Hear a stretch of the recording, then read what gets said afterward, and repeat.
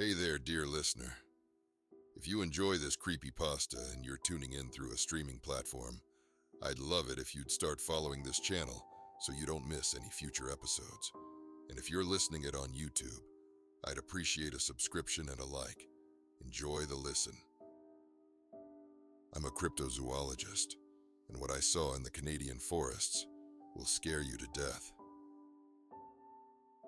I've always been fascinated with the unknown, particularly creatures of the unknown.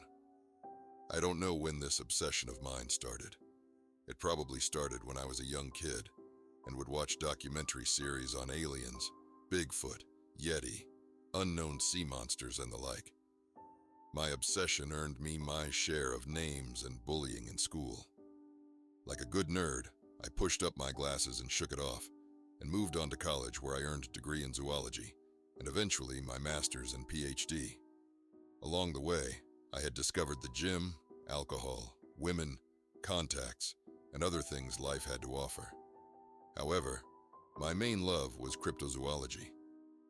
I spent 2 years of my late 20s running around the world with well-known and respected biologists, zoologists, marine biologists looking for new species, and studying others that we knew little about. My colleagues and myself found new insects, fish, reptiles, but never anything that would fall under the strange or mythical. I made a name for myself in the science community. People liked to say I could find anything but Bigfoot. I enjoyed my small notoriety. After those exciting 2 years, I decided I wanted to work somewhere more traditional. While creating footprints around the world was fun, I was tired of never being in one place for more than a few weeks at a time. I also wanted to spend more time trying to research and find these storied monsters than work on someone else's expedition. I landed a job at a big state university in Ohio, teaching in the biology department. I also started a cryptozoology club, which attracted a large following of students. With permission from the university, I would take students to so-called haunted places, hotspots for unknown creatures and the like. We would always come up with some crazy disembodied EVP, blurry video, or grainy photo. We never had anything conclusive, but it was fun for the students and myself, and it got them to think outside of the box and question what we really know about our world. The passion for trying to discover the unknown that I saw in the group's members is what kept my interest in it strong. Like I said before, my main love was cryptozoology until one faculty Christmas party. There I met Diane. She was this beautiful brown-haired woman about my age who worked in the English department teaching creative writing. I knew I needed to meet this woman. I wasn't a scrawny nerd from high school anymore. I was in shape, successful in my field, and not too bad looking. At least I told myself that. I used a corny pickup line to introduce myself. She had a cornier comeback. We laughed, talked the entire party, exchanged numbers, and the rest is history. A few months after we started dating, we moved in together. I had never fallen so hard for someone. We shared a lot of common interests, but had a lot of differences. I liked the outdoors, and she preferred to stay in. I was a busybody, and she was more relaxed. We both liked wine and a good book. She was a published writer who wrote these amazing stories about make-believe creatures. I read several of her short stories and one of her books, which all seemed to be centered on forest fairies and children. "Diane," I said, closing her latest published book as I was sprawled out on the couch one evening. "Have I told you that you are an excellent writer?" Diane was in the kitchen making her famous chicken Alfredo. "Yes, but you can tell me again if you like," she playfully responded. "Can I ask you a question? Where do you get your inspiration for these stories?" She walked out of the kitchen, wiping her hands on a dishcloth. "I get them from the stories my grandmother told me when I visited her in Canada when I was young." I sat up on the couch, and she gracefully took a seat next to me. "Tell me more, please," I asked inquisitively. "When I was young," Diane began, with a look of remembrance on her face, "we would visit my grandmother every summer in Alberta. She lived in a town called New Village. There weren't many people there.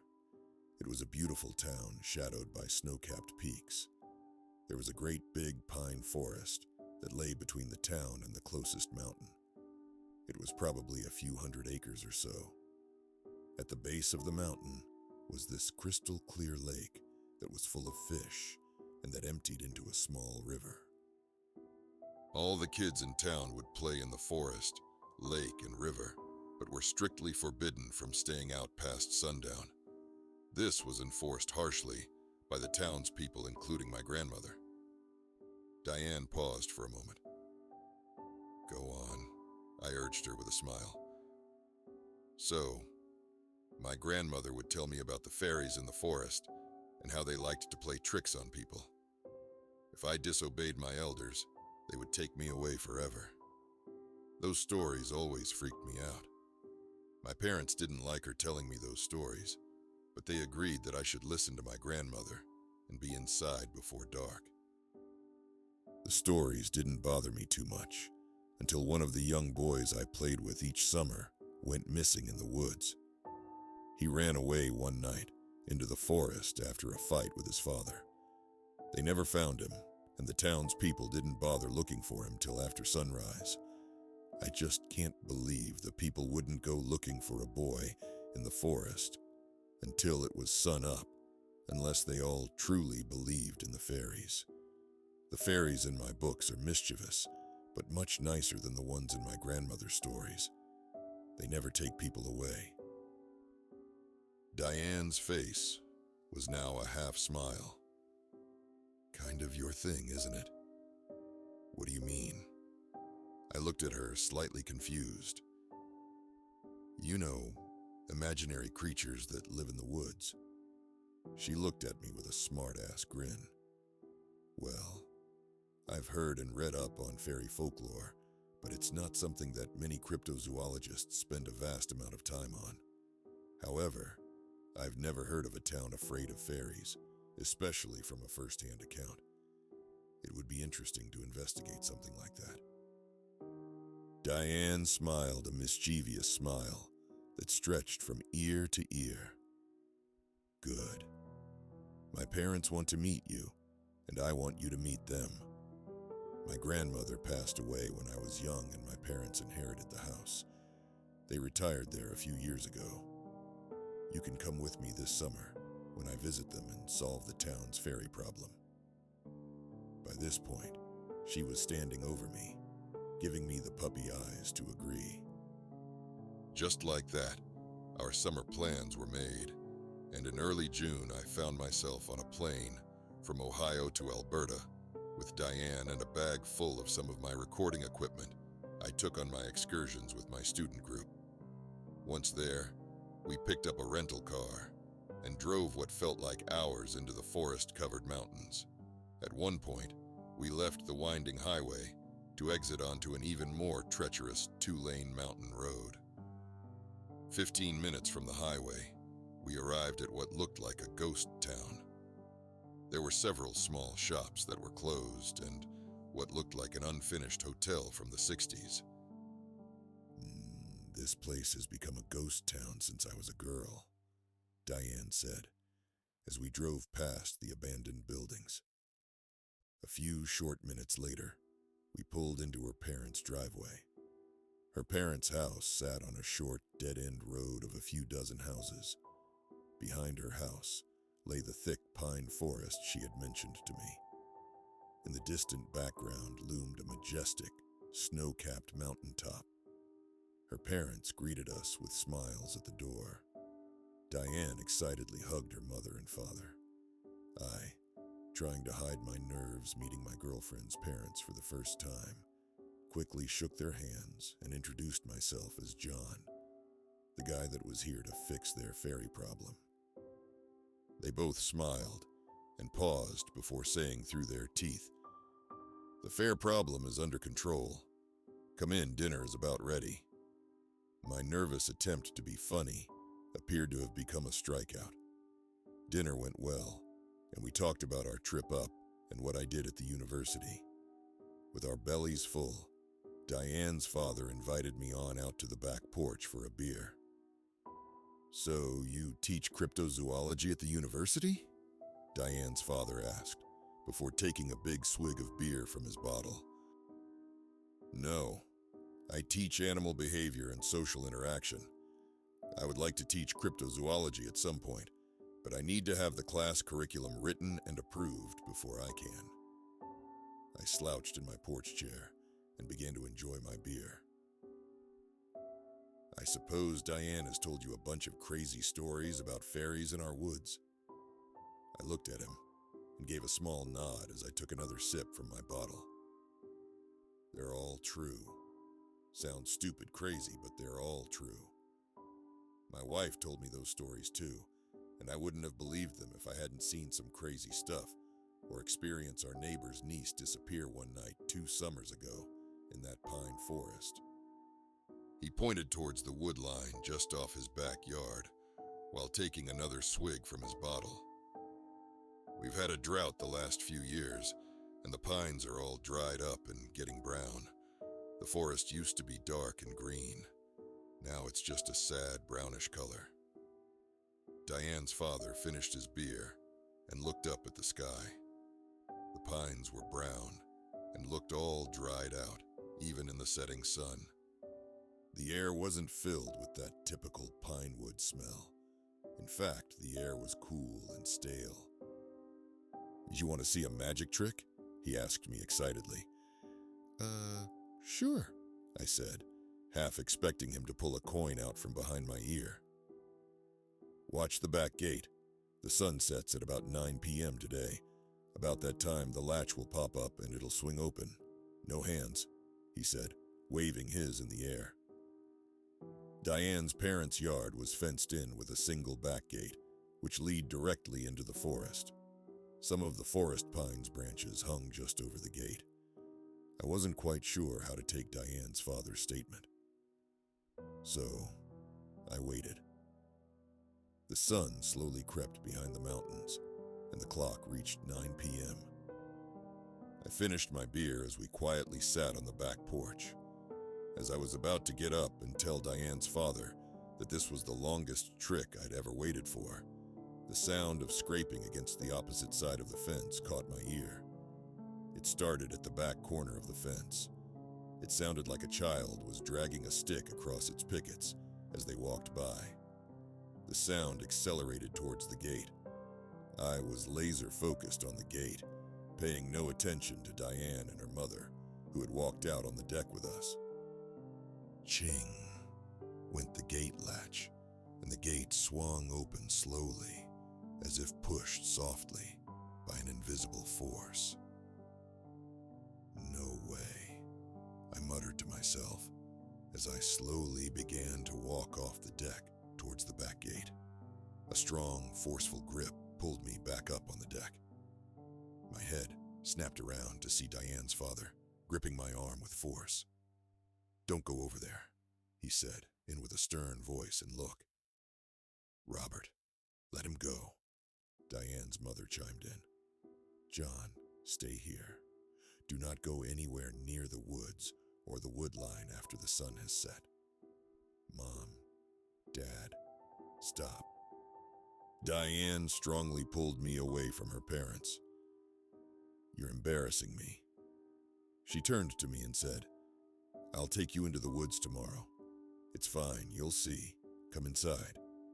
She turned and graciously stormed back into the house. Feeling awkward, I pretended to take one last drink of my beer and began to follow Diane. "You can go into the woods all you want during the day, but as soon as the sun sets, you must be out," Robert said, cutting me off before I could walk inside. I stopped and looked at him. His face showed genuine concern. I glanced back at Diane's mother. Her face had the same expression. "Diane really likes you, John. her mother started. "We would prefer if you left with her when your visit here is done. Explore all you want, but please listen to us about the woods." "Yes, please listen to Mary and me," Robert said, almost pleading. I looked down. "I understand. I'll make sure to heed your warning. I brought some research equipment with me. Is it okay if I place a camera on the fence to capture this tomorrow?" "That'd be fine," Robert said. "Just do it early when it's still light." I agreed, and with that, I went inside feeling a bit confused at Diane's parents' insistence on staying away from the woods after dark. Diane and I got ready for bed that night, and as I laid in bed with her head on my chest, I tired to piece together if her family really believed in fairies and if their facial concern earlier was genuine. "Your family really believes in the fairies, don't they?" I asked Diane. She rolled over and picked up her head to face me. "It's embarrassing. Not the fact that they believe in that stuff, but that they are so adamant that the woods are a bad place. If I had been rebellious as a kid, I would have run off into the woods many times. They are beginning to act like my grandmother when I was a child. I don't know how my dad does that gate trick, but it's getting old. He pulled it on me 2 years ago and insists it's not him." Diane was getting more annoyed the more she talked. "I'll take you into the woods tomorrow. You'll see. I used to play there as a child. There is nothing wrong with it." I pulled her in tight to my body and kissed her goodnight softly. "Okay, we'll go have an adventure tomorrow," I said, before dozing off. The next morning, Diane took me into the pine forest after breakfast. She showed me all the things she could remember from her childhood. She showed me her favorite trails, which had become slightly overgrown. She showed me her favorite spot on the river and her favorite shore of the lake. The lake shore was littered with dead fish here and there, but strangely no rotting fish smell. It's a shame that they died. I remember the lake being healthy when I was young. "We used to fish here as kids," she explained to me as we navigated the shores. On the lake shore was an old foundation to a building that never started. Diane said that it was supposed to be a lodge for visitors to the lake in the 60s, but it was never finished. The crumbling foundation was covered in moss and looked more like a pathetic version of Stonehenge more than anything else. It was about noon, and we agreed to head back through the woods to get some lunch at her parents' house. As we walked hand in hand through the woods on trails that I was surprised she could still navigate from her childhood memories, I noticed that almost all of the pines were brown or brownish green. Their trunks were rather large, swollen even, as if stuffed with something, and most of the underbrush was dead or looked like it was dying. Diane mentioned that there had been little rain during the summer and spring of the last few years. I thought it strange that the forest would be dried out, but the river and lake didn't seem to be at low levels. At lunch, Robert brought the topic of cryptozoology and my interests in what they felt were fairies in the forest. "You should talk to Daniel Whitefeather. He's a detective with the county and lives a few houses down. He's also the last of tribe that once lived here. He's sort of an amateur historian for the area and has plenty of stories to tell about the fairies in the woods. I'll give him a call and tell him you're coming over." Robert gave me his address, and at the encouragement of Diane, I ventured to his house that afternoon, as Diane and her mother had planned to do some shopping in the next town over. I knocked on Daniel's door, unsure if he would be home or not. The lock unlatched, and the door slowly opened to an older man with a weather-beaten face. "Are you Daniel?" I asked, reaching out my hand for a handshake. "My name is Ja, and, you want to know about the woods, correct?" he said, cutting me off. Robert called and told me about you. Come in, please. I've got a few hours before I need to head to work to cover a night shift. I entered his house. It was large and filled with mounted animals, fish, and a variety of what appeared to be Native American memorabilia. He led me to his living room and motioned for me to sit. His living room, walled on all sides by filing cabinets and bookshelves. There was no TV, and a thick layer of dust caked most flat surfaces. "So, what can I tell you?" Daniel stated, slowly taking a seat in the chair across from me. "Well, whatever you know about the forest, or the supposed creatures in the forest," I started. "I study unknown creatures, mythological creatures, or whatever you want to call them, and I'm familiar with fairies and folklore, but I've never encountered an entire town that seemed to fear these creatures like they supposedly do here." Daniel sat back for a moment and looked up at the ceiling, as if to pull his thoughts down through the tile. My tribe, or rather my ancestors, was the first to settle this area. As the oral tradition goes, we were once a large and proud tribe that numbered greatly in Alberta long before the white settlers came. A harsh run of winters and warring with other tribes cut our numbers down, and our enemies pushed us out of our original land. We wandered until we found this place, cold, starved, and desperate for shelter. We felt blessed to have come across a place with good hunting, the mountains to shelter us, and a river and lake to supply us with fresh water. I looked at him eagerly as he took a small break to remember his words. He sat up and leaned forward in his chair. "The story goes that when we found this land, we were forbidden to enter the forest by some strange creatures that lived there. My people would call them the forest walkers. They said they were guardians of the pine forest here. The chief, seeing his people starving and without a place to live, struck a deal with the forest walkers. We could hunt, fish, live here, and they would protect us as long as once every moon cycle, we agreed to give them one of our own." "Well, wait," I interrupted. "So, like a sacrifice?" "Yes," Daniel continued. "Each full moon we would send one chosen person by lot into the forest. Their screams would fill the night sky. It was a horrible thing, but for us to survive, the chief made the deal, and we kept to it. Many years would pass as we sacrificed one after another of our own. Our numbers would slowly decrease over time, but those who remained were always safe, had food to hunt, and fresh water to drink." Daniel got up from his seat and walked over to his bookshelf and pulled out a leather-bound book whose page edges were yellowed from age. He plopped the book down in front of me on the coffee table between us. The book landed with a thud, and a dust cloud filled the air.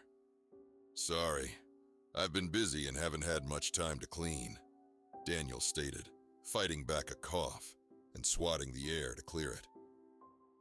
"It's no problem," I calmly replied as I sat back, trying to avoid the allergen-heavy mushroom cloud.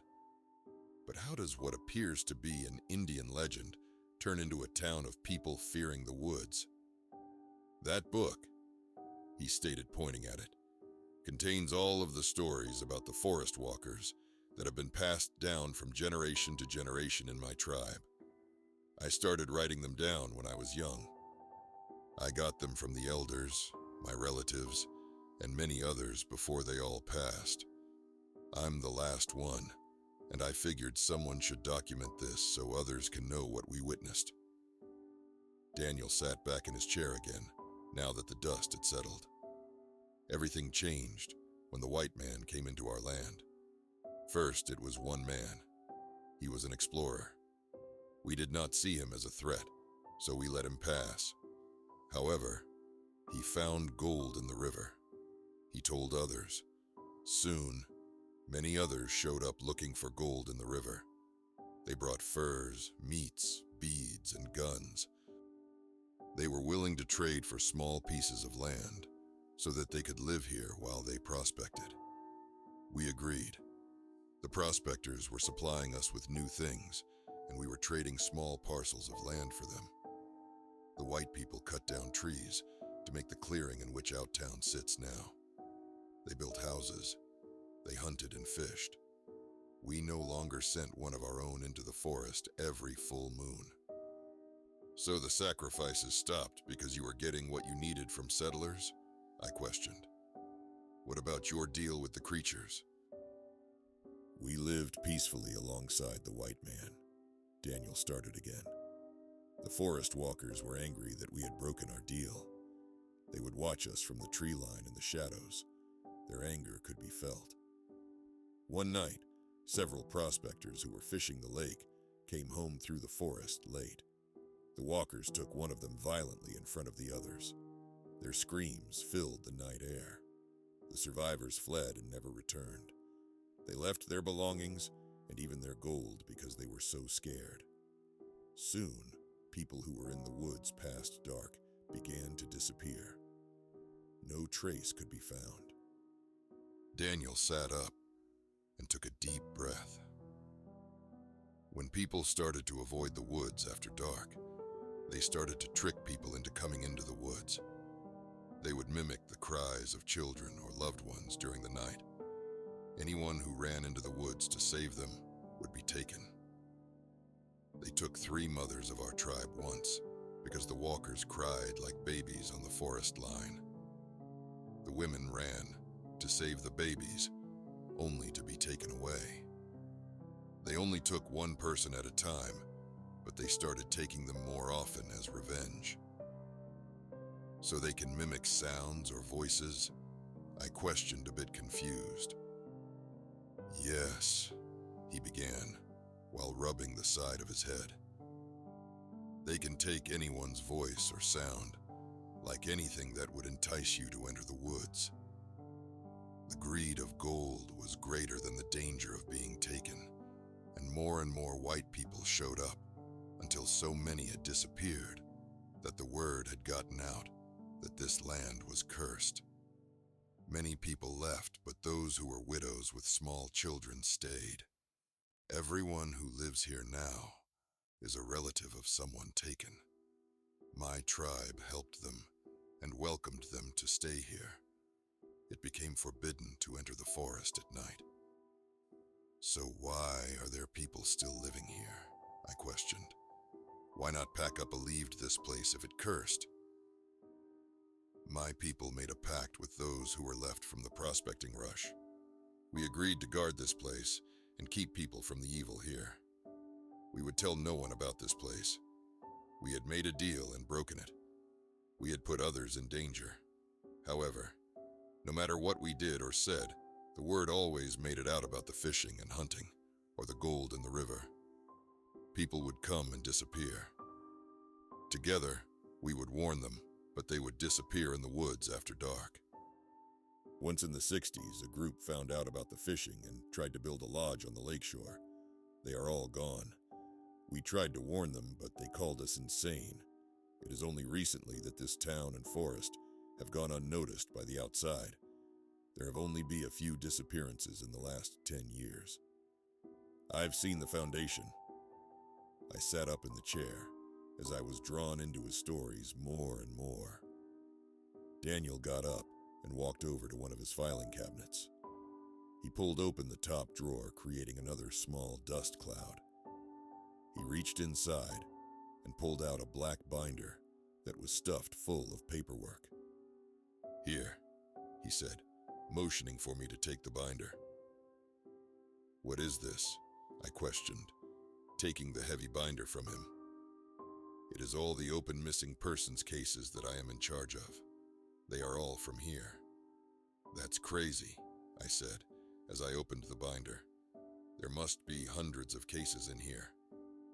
Some people say I am a shit detective.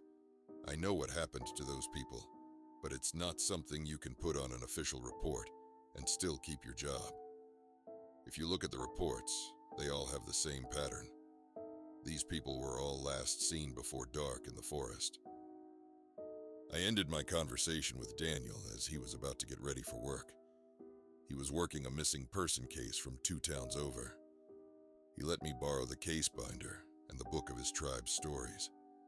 That evening, I set up a small camera and microphone on the opposite side of the fence in Diane's parents' backyard. If I could get something on tape, I might understand better what I was dealing with. I paired it with my laptop, set it to record, and left the laptop in the bedroom while I got ready for dinner. While sitting on the back deck after dinner, I eagerly read through the stories of his ancestors. The only interruption was the sound of a stick being dragged across the fence and the pop of the fence latch, coupled with the Robert's voice, repeating right on time as the sun set behind the mountain. I had forgotten about my camera at this point.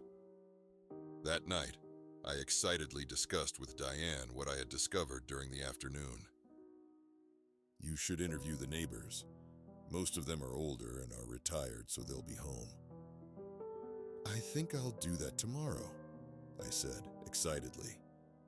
The idea of having discovered a legitimate cryptozoology find that I could present to the community raced through my mind like a blazing wildfire.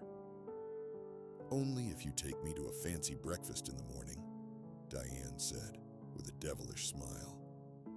Mother and I are going to go pick blueberries tomorrow evening to make pie. It's her specialty, and I think you'll like it. A deal. I went to shut off the lights and realized my camera was still recording through my laptop. Diane, let's see if my camera caught what popped open your back gate. Diane slid across the bed as I swiped my fingers across the trackpad to remove the screensaver. The camera screen popped up, and the camera looked like it was facing up at a window on a house rather than down the fence row. That's our bedroom window, Diane said quietly. I stood up and walked over to the window. I could see the power light on my camera looking back at me. Something had moved it.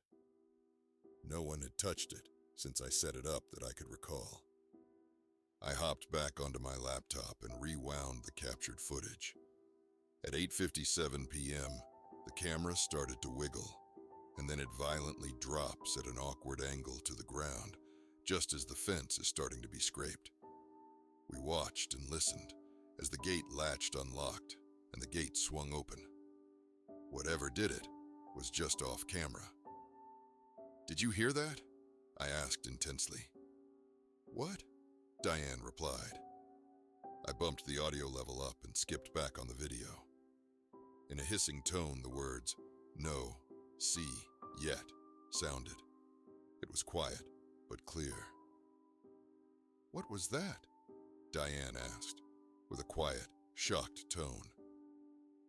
I fast-forwarded through the footage until I saw the camera start to move. From there, an unseen figure picked up the camera and put it on the post where it was now facing our bedroom window. Our bedroom light came on, and in the background of the footage, you could hear a faint giggle like a small child would make. John, that's creeping me out. Diane reached across my lap and shut my laptop. Turn out the light. We're going to bed. She rolled over into bed and pulled the covers over her body. I shut the light off and followed. The next day, after taking Diane to breakfast in the next town over, I went door to door asking people what they knew about the forest. Many were hesitant to talk to me until I explained who I was, what I believed, and that I intended to study what was going on. Once that was out of the way, I was warmly welcomed into many of their homes.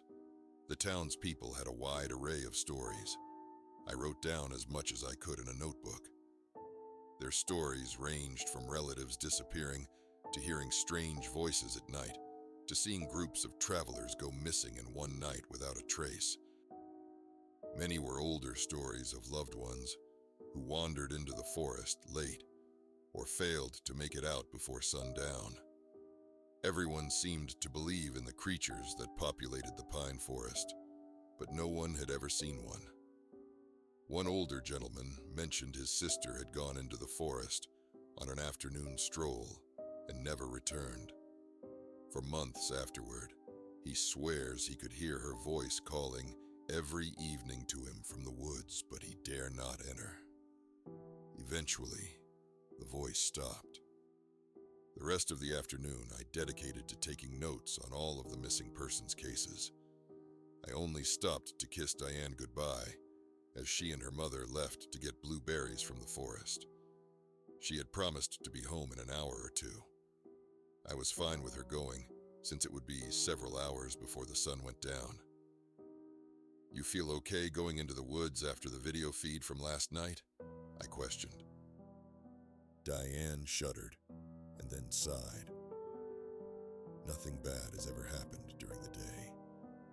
My mother will be with me. I'm sure it was probably my dad playing a trick on us. Just come home safe to me." She smiled and closed the door. I returned to my reading. Each case had the same set of circumstances.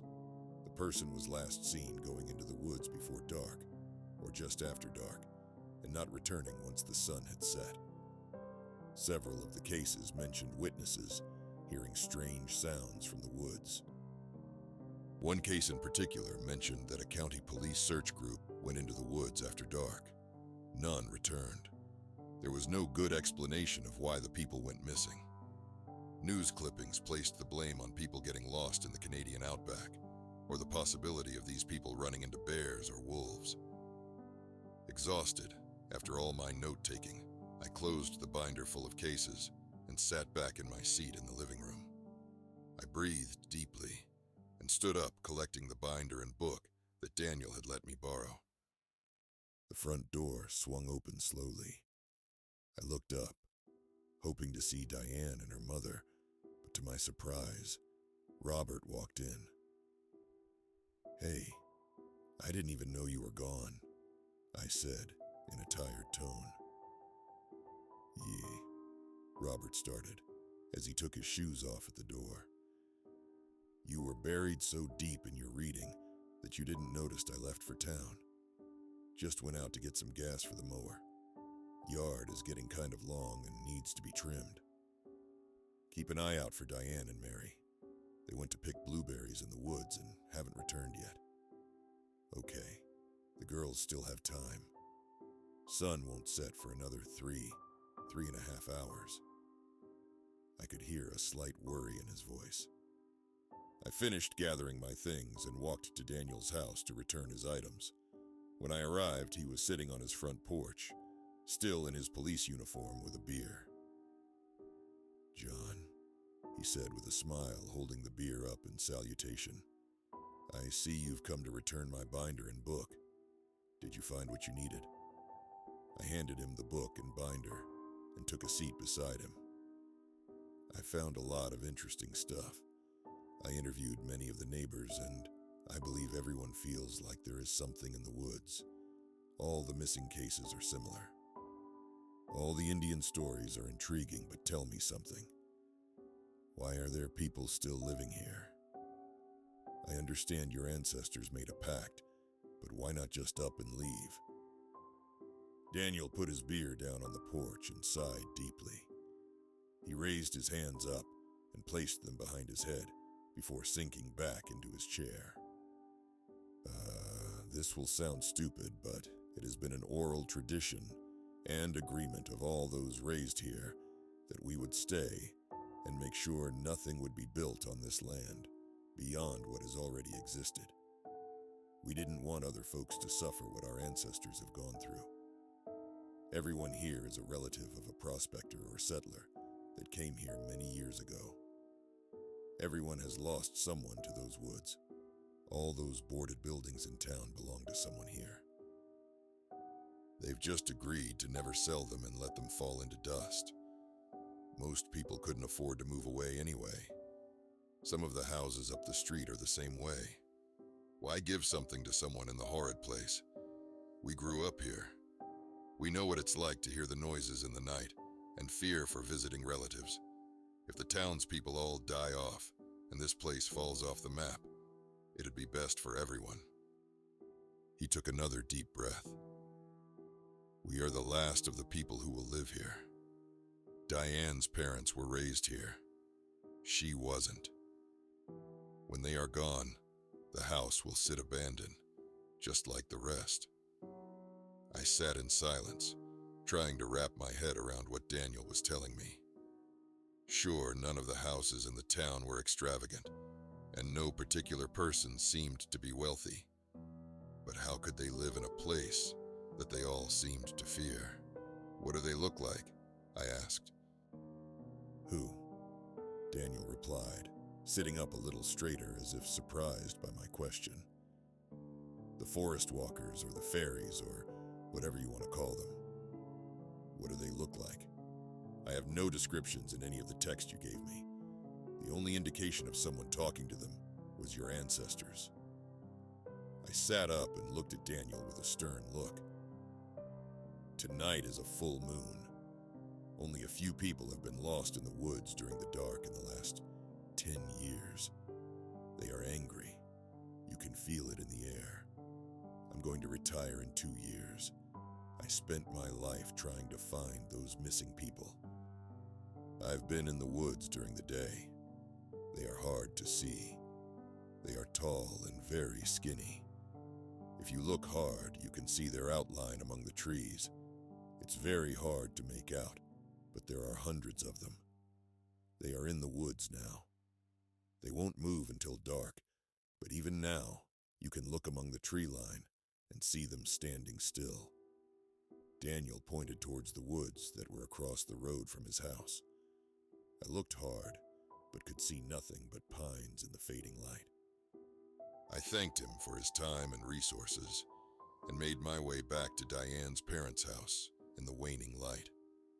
The sun had set, and a cool breeze blew over the road and into the woods as if the forest itself was inhaling. I walked along the broken sidewalk, looking into the dark pines to see if I could catch a glimpse of what Daniel was talking about. The moon was full and extra bright. It almost looked like day out with a slightly bluish tint.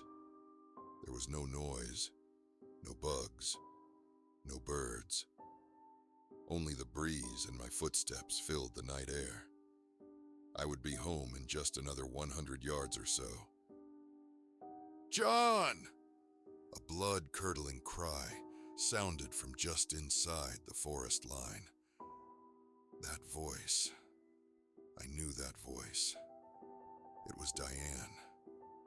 The hair on my neck stood straight up. My heart began to pound with a violent fervor. Diane hadn't come back with her mother when I left. What if she hadn't made it out of the woods? What if she was hurt? What if she was being taken? "John!" The scream sounded again. This time, it sounded like she was in agonizing pain. I was in the woods 20 yards deep before I realized what I was doing. My eyes scanned everywhere frantically. "Diane!" I called out. There was no answer, only dead silence.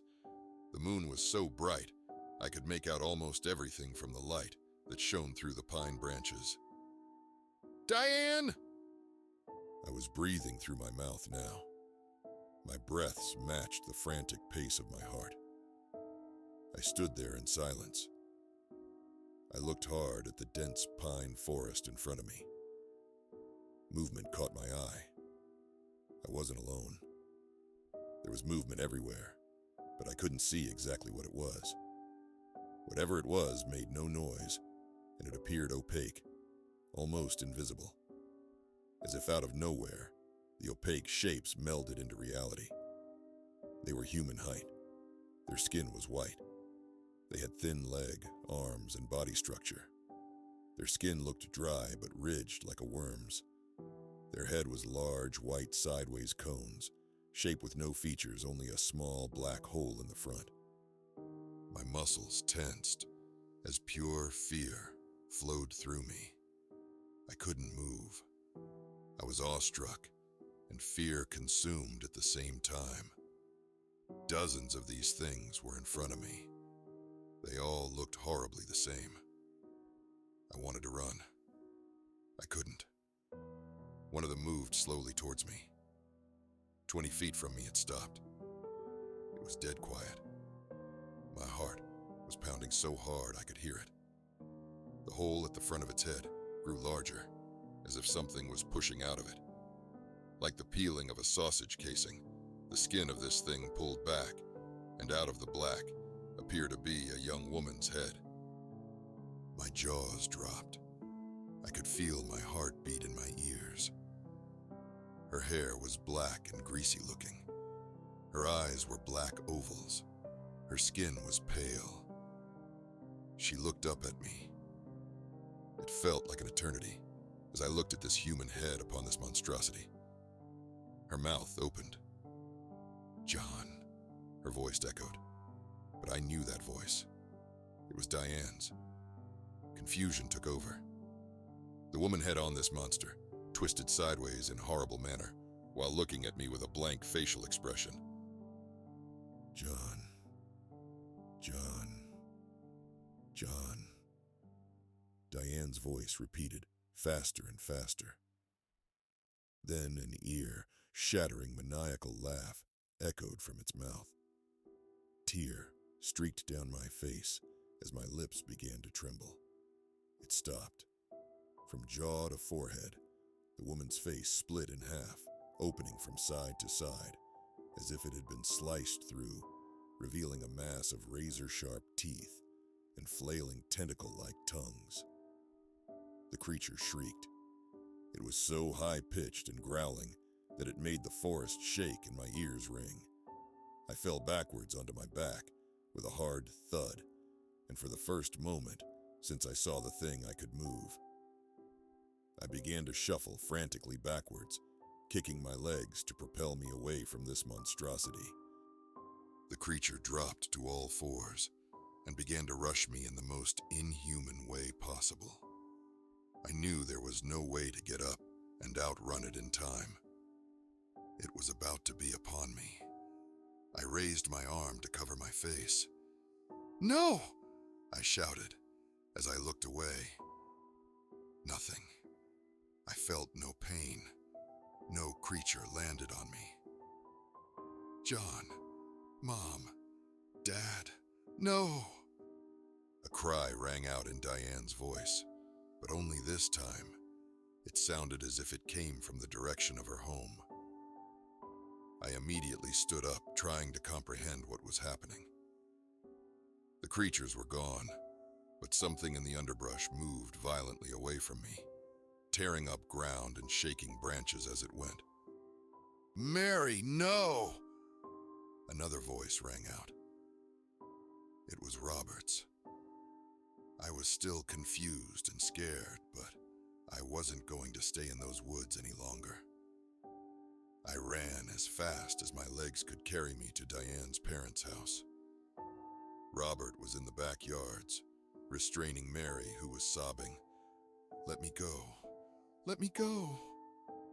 "She's gone. They might take you too," Robert replied, hugging his wife with all his force. "What happened?" I demanded.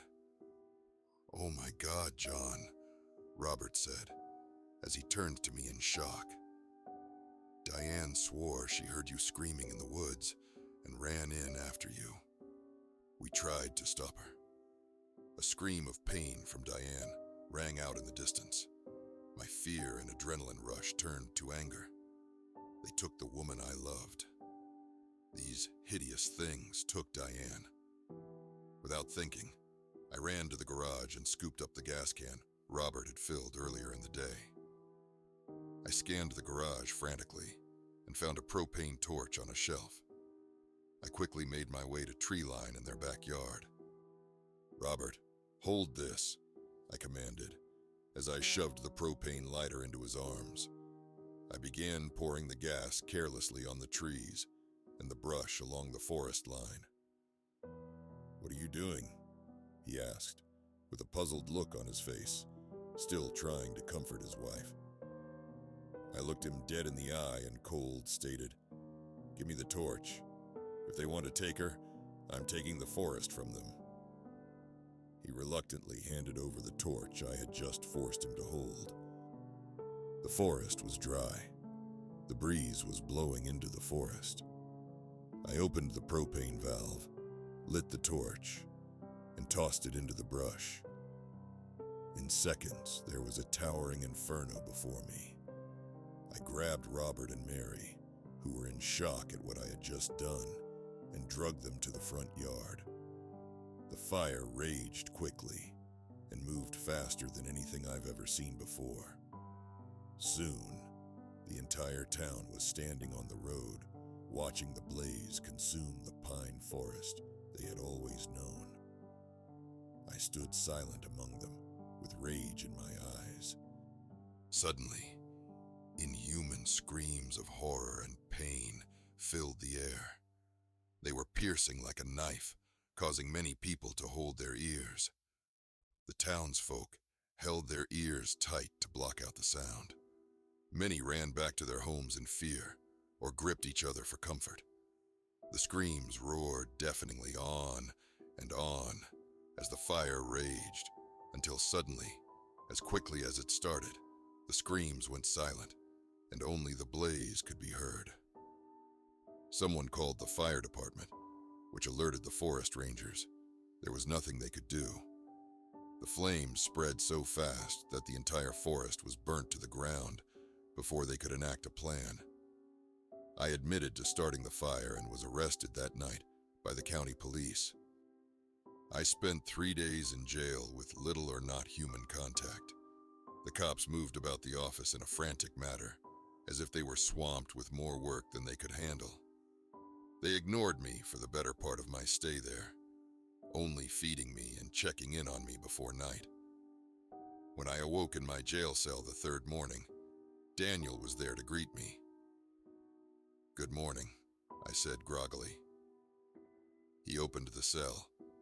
"You're free to go, John." "What?" I was confused and a little shocked. "Come with me." He motioned for me to follow him. I stood up and did as he asked. They found Diane. "Is she okay? Is she hurt? How?" My heart was overjoyed in my confused state.